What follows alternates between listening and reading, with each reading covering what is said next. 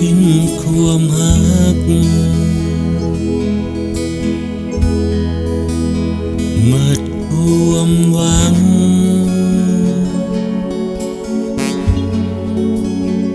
ส่งถึงยิ่ง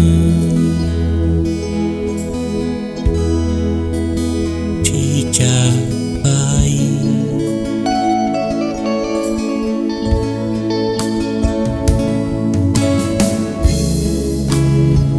เสียงเพลงนี้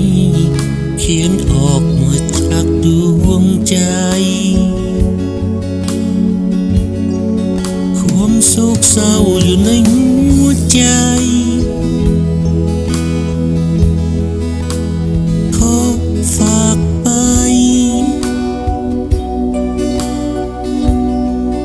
นำเสียงเพลงนี้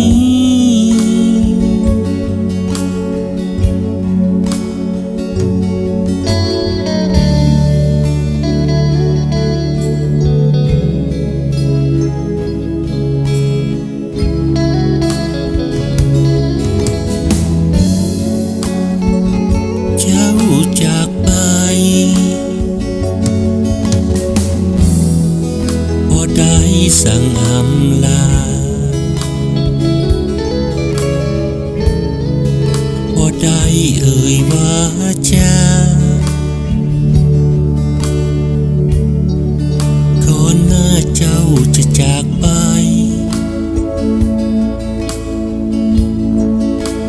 สุดแสนไกลพอได้กลับคืนมา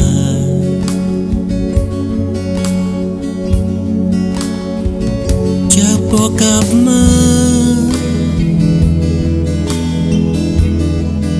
พบกันอีกครั้ง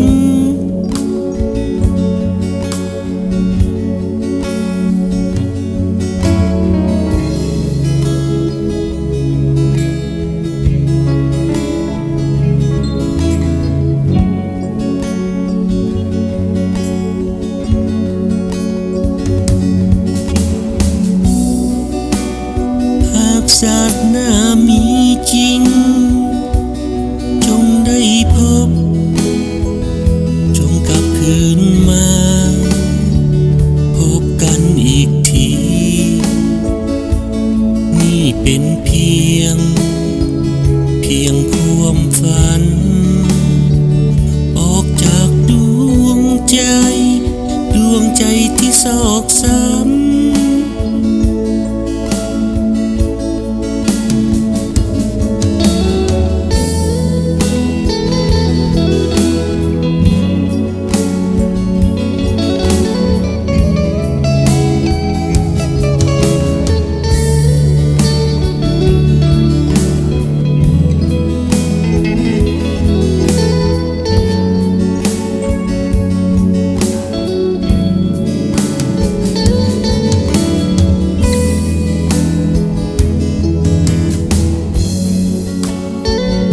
เป็นเพียงความฝัน